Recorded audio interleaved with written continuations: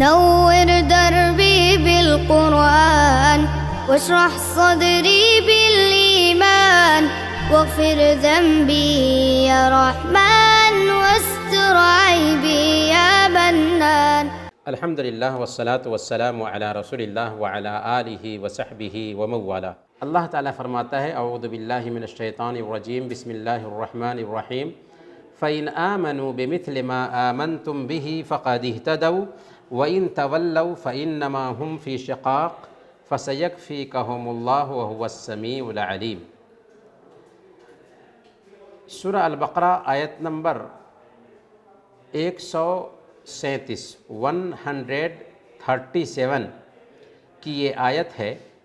اللہ تعالیٰ اس آیت میں فرماتا ہے اگر وہ ویسے ہی ایمان لائیں جیسے تم ایمان لائے ہو تو وہ ہدایت پائیں گے، اور اگر وہ منہ موڑ لیں تو وہ صریح اختلاف میں ہیں، اور اللہ تعالیٰ عنقریب ان سے آپ کے لیے کافی ہو جائے گا، اور وہ خوب سننے والا اور جاننے والا ہے. اس آیت میں اللہ تعالیٰ یہودیوں کو خطاب کر رہا ہے، یہودیوں کے بارے میں کہہ رہا ہے، اور بہت ہی پتے کی بات کہہ رہا ہے. کیا کہہ رہا ہے کہ اگر یہ یہود ویسے ہی ایمان لائے جیسے اے صحابہ تم ایمان لائے ہو تو یہ ہدایت پا جائیں گے، جیسا کہ اللہ کے نبی صلی اللہ علیہ وسلم کے زمانے کے بھی بہت سارے یہودیوں نے اسلام قبول کیا تھا. اور اگر یہ تمہارے جیسے ایمان نہیں لاتے ہیں تو یہ اختلاف میں رہیں گے اور آپ کا یہ کچھ نقصان نہیں کر سکیں گے، نقصان خود اپنا کریں گے. چنانچہ ہم دیکھتے ہیں کہ اللہ کے نبی صلی اللہ علیہ وسلم جب مکہ سے ہجرت کر کے مدینہ آئے تو مدینہ میں 3 یہود کے مشہور قبیلے تھے، بنو نذیر، بنو قینقاع اور بنو قریظہ. ان تینوں سے اللہ کے نبی صلی اللہ علیہ وسلم نے شروع میں ایگریمنٹ لیا تھا کہ ہم جیسے مدینہ کی حفاظت کرتے ہیں ویسی تمہیں بھی مدینہ کی حفاظت کرنی ہے، اور یہ مدینہ ہم سب کا ملک ہوگا. لیکن انہوں نے ایگریمنٹ کو توڑا، شرارت کی، جس کی وجہ سے وہ اپنے انجام کو پہنچے، اور مدینہ کی دھرتی ان کے ناپاک وجود سے پاک ہو گئی. اس آیت کریمہ میں جو سب سے اہم میسج ہمیں ملتا ہے وہ یہ ہے کہ امت کے بیچ کے اختلافات جو ہیں ان اختلافات کو ختم کرنے کا معیار کیا ہوگا. یعنی ہم نے بتایا آپ کو کہ یہ آیت اصل میں یہود کے لیے اتری ہے، لیکن ایک قاعدہ ہے الاعتبار بعموم اللفظ لا بخصوص السبب، کہ اعتبار لفظ کے عموم کا ہوتا ہے، خاص سبب کا اعتبار نہیں ہوتا. تو یہ آیت اگرچہ خطاب کرتی ہے یہود کو، لیکن اس آیت کا جو کامن مفہوم ہوگا وہ عام ہوگا سب کے لیے. اس ناحیہ سے اس آیت میں ساری امت کے لیے یہ پیغام ہے کہ اگر کوئی آپس کے اختلاف کو دور کرنا چاہ رہا ہے، قیامت کے دن تک آنے والے لوگ ان کے بیچ اگر اختلافات پائے جاتے ہیں، ان اختلافات کو دور کرنا چاہتے ہیں وہ، تو ان کو چاہیے کہ معیار صحابہ کے ایمان کو بنائیں. یعنی صحابہ کے ایمان کو اگر وہ معیار بناتے ہیں، کسوٹی بناتے ہیں، اور جیسے صحابہ نے ایمان لایا تھا ویسے ہی وہ ایمان لاتے ہیں تو ان کے اختلافات دور ہو جائیں گے. پر صحابہ کا ایمان کیسا تھا اور آج ہم کیسے ایمان لائیں گے صحابہ کے ایمان کے مطابق؟ یعنی جیسے صحابہ نے قرآن اور حدیث کو سمجھا تھا ویسے ہی آج بھی قرآن اور حدیث کو سمجھیں گے. جو قرآن اور حدیث کی سمجھ صحابہ کی تھی ویسے ہی آج قرآن اور حدیث کو سمجھنے لگیں گے تو سارے اختلافات ہمارے دور ہو جائیں گے. گویا کہ آپس کے اختلافات کو دور کرنے کا طریقہ کیا ہے کہ صحابہ کے آ جائیں، صحابہ کی جو سمجھ ہے، صحابہ کی جو فہم ہے، اس سمجھ کو، اس فہم کو ہم اختیار کر لیں۔ اگر اس سمجھ کو، اس فہم کو ہم اختیار کر لیتے ہیں تو ہمارے سارے کے سارے اختلافات دور ہو جائیں گے۔ سوال یہ ہے کہ صحابہ کی سمجھ کو اور صحابہ کے فہم کو، وعلیکم السلام ورحمۃ اللہ، آ جائیں، صحابہ کی سمجھ کو، صحابہ کی فہم کو معیار کیوں بنایا جائے، کسوٹی کیوں بنائی جائے؟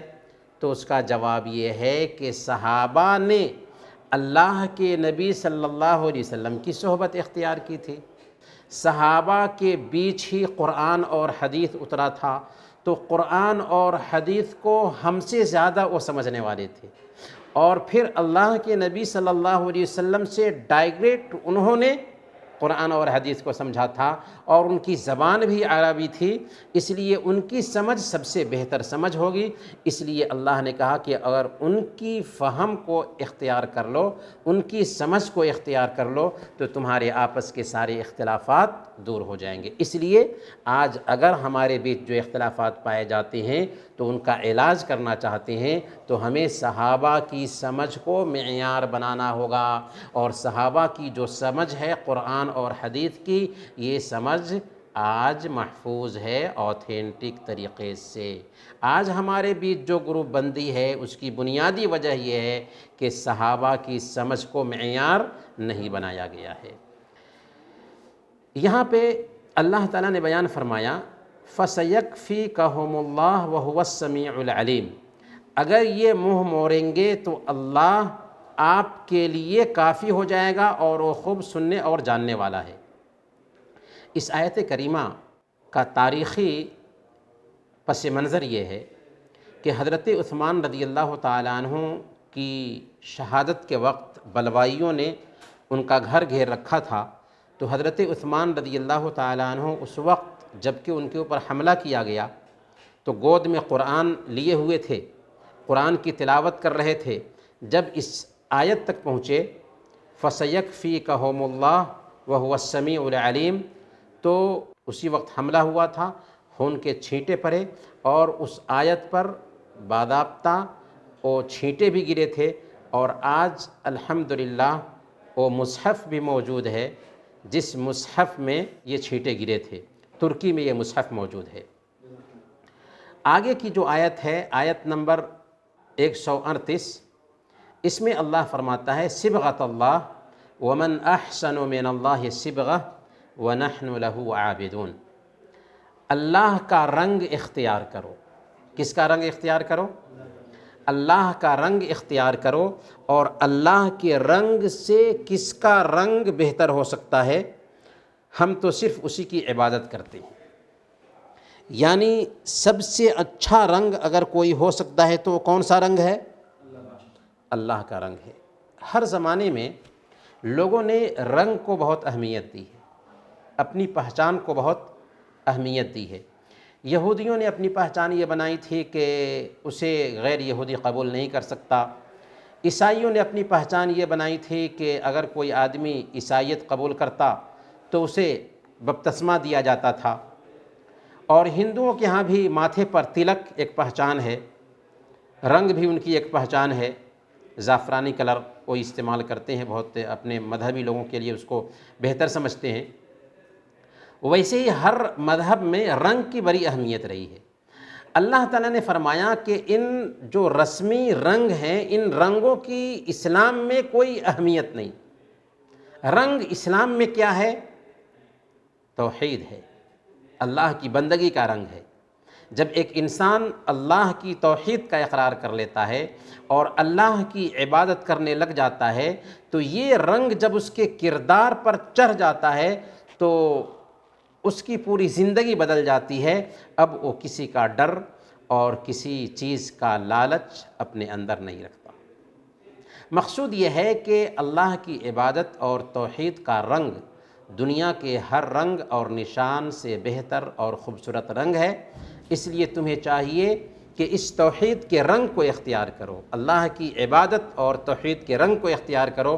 یہ رنگ سارے رنگوں میں سب سے اچھوتا، سب سے بہتر رنگ ہے، صبغۃ اللہ، اللہ کا رنگ۔ یہ جو رنگ ہے یہ توحید کا رنگ ہے، ایک اللہ کی عبادت کا رنگ ہے، اور جب یہ رنگ آتا ہے تو سارے رنگوں پہ بھاری پڑ جاتا ہے۔